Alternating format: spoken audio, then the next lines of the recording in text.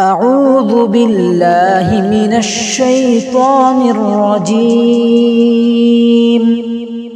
بسم الله الرحمن الرحيم. الحمد لله نحمده ونستعينه ونستغفره ونؤمن به ونتوكل عليه ونعوذ بالله من شرور أنفسنا ومن سيئات أعمالنا. من يهده الله فلا مضل له ومن يضلله فلا هادي له ونشهد أن لا إله إلا الله وحده لا شريك له ونشهد أن سيدنا وسندنا ومولانا محمدا عبده ورسوله. أما بعد فأعوذ بالله من الشيطان الرجيم. بسم الله الرحمن الرحيم. أقيموا الصلاة وآتوا الزكاة وأقرضوا الله قرضا حسنا وما تقدموا لأنفسكم من خير تجدوه عند الله هو خيرا وأعظم أجرا. صدق اللہ العظیم. محترم سامعین،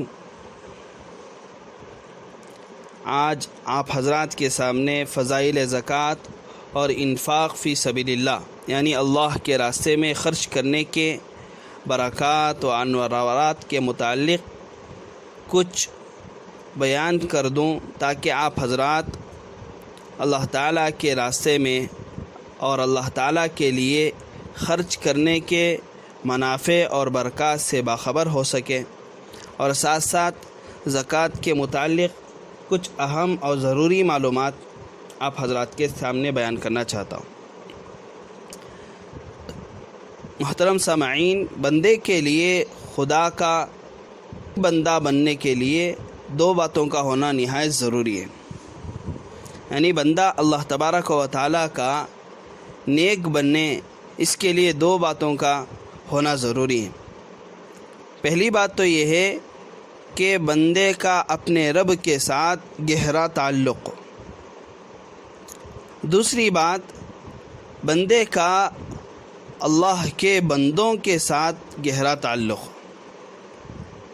دونوں باتیں الگ الگ ہیں. پہلی بات یہ ہے کہ بندہ خود اپنے رب سے اپنا تعلق گہرا کرے، مضبوط کرے، اور دوسرا اللہ کے بندوں کے ساتھ بھی اپنا تعلق گہرا کرے، مضبوط کرے. جہاں تک پہلی بات کا تعلق ہے، یعنی بندہ اپنے رب کے ساتھ کیسے تعلق کو بڑھائے. اپنے رب کے ساتھ تعلق کو بڑھانے کا ذریعہ وہ نماز ہے. نماز کے ذریعے سے اللہ سے تعلق کو بڑھایا جاتا ہے، کیونکہ نماز ہی آدمی کو، بندے کو اپنے رب کا حقیقی قرب عطا فرماتی ہے. جیسا کہ ارشاد ربانی ہے، واسجد واقترب، سجدہ کر اور قرب حاصل کر لے. گویا سجدہ اپنے معبود سے بندے کو انتہائی قریب کر دیتا ہے. یعنی سجدے کے ذریعے بندہ اپنے رب کے انتہائی قریب ہو جاتا ہے. اس لیے نماز بندے اور مولا کے درمیان، یعنی اللہ اور بندے کے درمیان حقیقی دوستی اور محبت کا ذریعہ ہے. جب نماز میں پختگی ہو گئی اور اس کے ذریعے اپنے خالق سے صحیح تعلق ہو گیا، تو اب یہی خالق کا تعلق اس بات کا تقاضا کرتا ہے کہ خالق کے تعلق کے ساتھ ساتھ اس کی مخلوق سے بھی تعلق پیدا ہو جائے. جب اللہ سے ہمارا تعلق پیدا ہو جاتا ہے، جب اللہ سے ہمارا تعلق گہرا ہو جاتا ہے، تو یہی تعلق تقاضا کرتا ہے کہ ہمارا تعلق جو ہے وہ اللہ کے بندوں کے ساتھ بھی گہرا ہو. جس طرح ہم اللہ کی عبادت کرتے ہیں، اللہ کو راضی کرنے کے لیے نمازیں اور عبادتیں کرتے ہیں، تو ٹھیک اسی طرح اللہ کے بندوں کو راضی کرنے کے لیے جو ہے اس کے بھی اسباب کو ڈھونڈنا چاہیے کہ کیسے اللہ کے بندے ہمارے سے خوش رہے، ان کا تعلق ہمارے سے بڑھے. اب اللہ کے بندوں کے ساتھ تعلق کو بڑھانے کا ذریعہ وہ زکوٰۃ ہے کہ زکوٰۃ کے ذریعے اور اللہ تعالیٰ کے راستے میں مال خرچ کرنے کے ذریعے یہ تعلق پیدا ہوتا ہے. قرآن و حدیث جس طرح نماز پر بار بار زور دیتے ہیں، اسی طرح زکوٰۃ دینے پر اور اللہ کے راستے میں مال خرچ کرنے پر بھی قرآن و حدیث جو ہے زور دیتے ہیں۔ یہی وجہ ہے کہ قرآن شریف میں بار بار اقیم الصلاۃ کے ساتھ آت الزکاۃ کو متعدد مقامات پر اکٹھا لانے کی یہی وجہ ہے، جس سے معلوم ہوتا ہے کہ نماز ہی سبب بنتی ہے اللہ کے راہ میں خرچ کرانے کا، کیونکہ جب تک اللہ تعالیٰ کی ذات سے تعلق پیدا نہیں ہوگا تب تک جو ہے وہ اللہ کے مخلوق کے ساتھ لگاؤ نہیں رکھ سکتا۔ تو زکوٰۃ ادا کرنے کے لیے سب سے پہلے اللہ سے تعلق کو بڑھانا پڑتا ہے۔ جب اللہ سے تعلق مضبوط ہو جاتا ہے تو اس کے بعد جو ہے اللہ کے راہ میں خرچ کرنا، اللہ کے بندوں کے ساتھ حسن سلوک کے ساتھ پیش آنا، اللہ کے بندوں کے ساتھ مالی تعاون کرنا، یہ بندے کے لیے آسان ہو جاتا ہے۔ تو لہٰذا زکوٰۃ کے ذریعے سے ہم اللہ کے مخلوق کے ساتھ اپنے تعلق کو بڑھا سکتے ہیں۔ اب سب سے پہلے ہم زکوٰۃ کے معنی جانتے ہیں کہ زکوٰۃ کے معنی کیا ہیں، کہ زکوٰۃ کے معنی پاکی اور طہارت کے ہیں۔ زکوٰۃ ادا کرنے والا جب اپنے مال سے زکوٰۃ ادا کرتا ہے تو گویا کہ وہ گناہوں کی گندگیوں سے پاک و صاف ہو جاتا ہے، اور دنیا میں اس کا مال بڑھتا ہے، آخرت میں اس کے ثواب میں اضافہ ہوتا ہے۔ زکوٰۃ ادا کرنے سے مال کم نہیں ہوتا بلکہ مال بڑھتا ہے۔ زکوٰۃ کا ایک دنیاوی فائدہ یہ ہے کہ اس سے بقیہ مال محفوظ رہتا ہے۔ پہلی بات تو یہ ہے کہ زکوٰۃ ادا کرنے سے آدمی کا مال کم نہیں ہوتا، کہ اللہ کے واسطے ہم مال کو خرچ کرے اور اللہ ہمارے مال میں کمی پیدا کرے، ایسا ہو ہی نہیں سکتا۔ زکوٰۃ ادا کرنے سے اللہ ہمارے مال میں اور اضافہ کر دیں۔ اور دوسرا فائدہ یہ ہوتا ہے کہ جتنا مال ہمارے پاس باقی ہے زکوٰۃ ادا کر دینے سے باقیہ مال کی حفاظت اللہ اپنے ذمے لے لیتے ہیں، اس کے مال کی حفاظت ہو جاتی ہے۔ ارشاد نبوی ہے، حسنوا اموالکم بالزکاۃ، زکوٰۃ کے ذریعے اپنے اموال کی حفاظت کرو۔ لہٰذا شریعت میں زکوٰۃ کہتے ہیں اپنے مال کے اس خاص حصے کا جسے شریعت نے متعین کیا ہے، کسی ایسے مستحق و فقیر کو اللہ کی رضا کے لیے بغیر عوض مالک بنا دینا، جو آدمی کے حاشمی نہ ہو اور نہ شرعاً اس کا غلام ہو، اس کو زکوٰۃ کہتے ہیں۔ یعنی شریعت نے جو متعین کیا ہے، جتنی مقدار متعین کی ہے، اس کو کسی مستحق کو دینا، کسی فقیر کو دینا، اللہ کے لیے، اللہ کی رضا کی خاطر اس کو مالک بنا دینا، اس کو زکوٰۃ کہتے ہیں۔ اب زکوٰۃ کے معنی تو جان لیے، اب زکوٰۃ کن لوگوں پر فرض ہے اس کو جانتے ہیں، کہ آدمی کے پاس کتنا مال ہو تو زکوٰۃ فرض ہے۔ اب زکوٰۃ فرض ہونے کے لیے سب سے پہلے آدمی کا عاقل بالغ مسلمان ہونا ضروری ہے۔ اب ہر عاقل بالغ مسلمان جس کے پاس جو ہے 7.5 تولہ یا اس سے زیادہ سونا ہو، اب 7.5 تولہ سونا، اس کی مقدار جو ہے 87 گرام 479 ملی گرام سونا ہے، یعنی 87 گرام سونا جس کے پاس ہو اس پر زکوٰۃ فرض ہے۔ یہ تو سونے کی مقدار ہے۔ اب چاندی میں اگر کسی کے پاس چاندی ہے تو چاندی جو ہے 52.5 تولہ یا اس سے زیادہ چاندی ہو، 52.5 تولہ 612 گرام 35 ملی گرام چاندی جس کے پاس ہو اس پر زکوٰۃ واجب ہے۔ 52.5 تولے چاندی کی مقدار جو ہے 612 گرام ہوتی ہے۔ ایک تو سونے کی مقدار ہوئی اور یہ دوسری چاندی کی مقدار۔ سونے کی مقدار 7.5 تولہ اور چاندی کی مقدار 52.5 تولہ۔ اور اس کے علاوہ اگر کسی کے پاس सोना या चांदी तो कम है, लेकिन नक़द कैश पैसे हैं, तो अगर इन दोनों को मिलाकर सोना और चांदी और नक़द पैसे इन तीनों को मिलाकर अगर 52.5 तोला सोना या 52.5 तोला चांदी या 7.5 तोला सोने के बक़दर अगर वो माल पहुंच जाए तो उस पर भी ज़कात वाजिब है।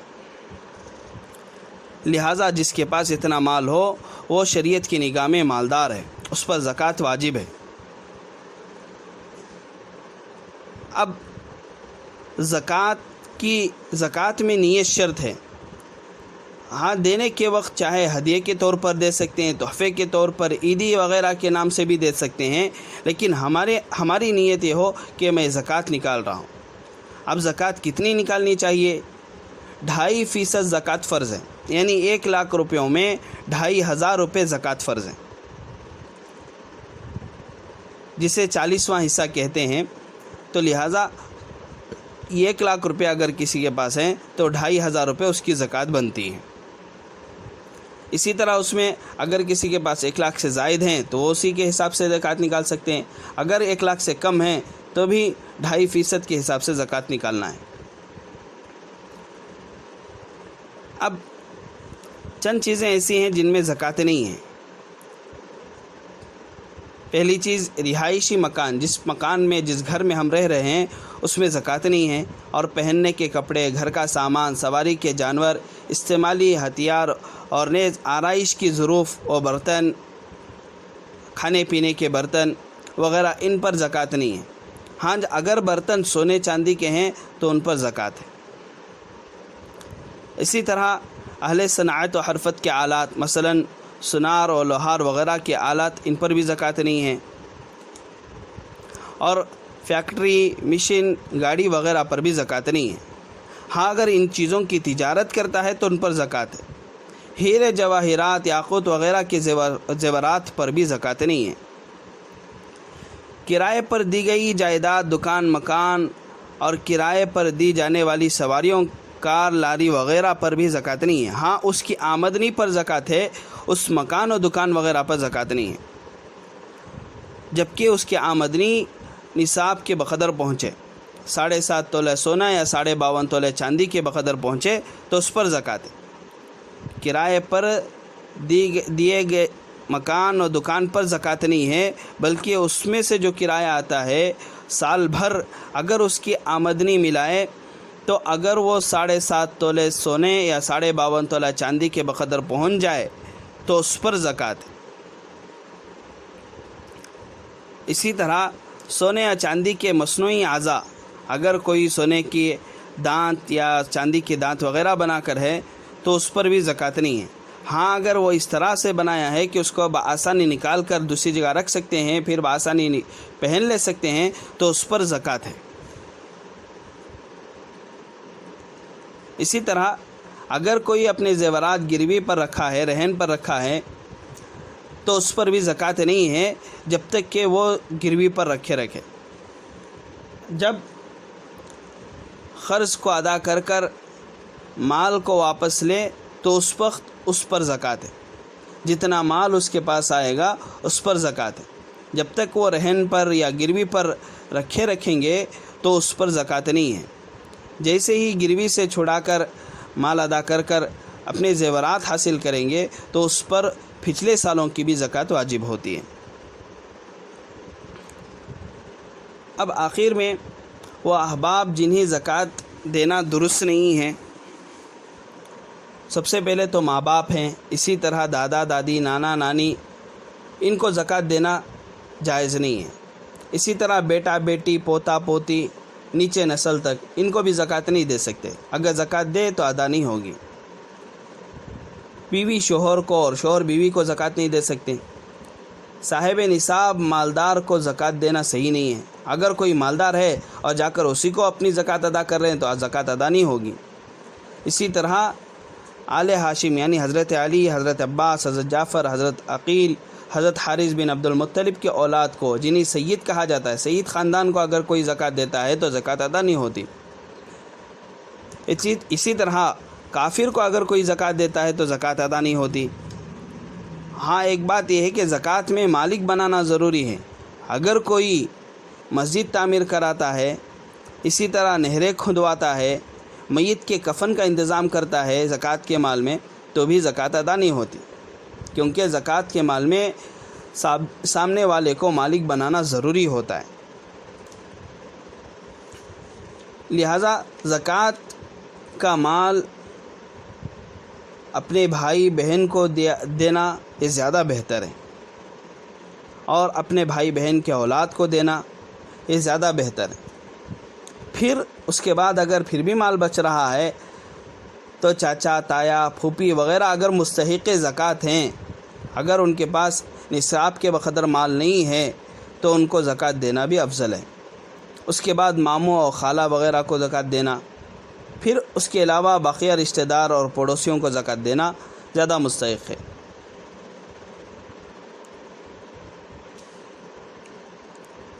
اس کے علاوہ جو ہے اپنے رشتہ داروں میں اگر کوئی غریب ہے تو ان کو زکوٰۃ دے سکتے ہیں. اگر ہم اپنے رشتہ داروں میں کوئی زکوٰۃ کے مستحق نہیں ہیں، جن کو زکوٰۃ نہیں دے سکتے، سب الحمدللہ مالدار ہیں، تو اپنے پڑوس میں، اپنے محلے میں، اپنے گاؤں میں، اپنے شہر میں جو زیادہ مستحق ہیں، جو مسکین ہیں، فقیر ہیں، جو دوسروں کے سامنے ہاتھ نہیں پھیلاتے، جو دوسروں کے سامنے اپنی فقیری کو بیان نہیں کرتے، ان کو زکوٰۃ دینا زیادہ مستحق ہے. جو اپنی حاجتوں کو بیان کرتے پھرتے ہیں، بھیک مانگتے پھرتے ہیں، ان کو زکوٰۃ دینا مناسب نہیں ہے. فقیر اور مسکین شریعت کی نظر میں وہ ہیں جو اپنی فقیری اور مسکینی کو چھپا کر رکھتے ہیں، کسی کے سامنے اپنے ہاتھ کو پھیلاتے نہیں. ان کو زکوٰۃ دینا زیادہ افضل ہے اور زیادہ مناسب ہے. اسی طرح مدارس کو بھی زکوٰۃ دے سکتے ہیں کہ وہاں یتیم اور غریب اور فقیر بچے تعلیم حاصل کرتے ہیں، ان کو بھی زکوٰۃ ادا کر سکتے ہیں. تو لہٰذا اللہ تعالیٰ سے دعا ہے کہ اللہ تعالیٰ ہم سب کو جو ہے صحیح معنی میں اپنے مال کا حساب و کتاب کر ہر سال اللہ کو حاضر و ناظر سمجھ کر زکوٰۃ ادا کرنے کی پوری توفیق عطا فرمائے. وآخر دعوانا ان الحمد للہ رب العالمین.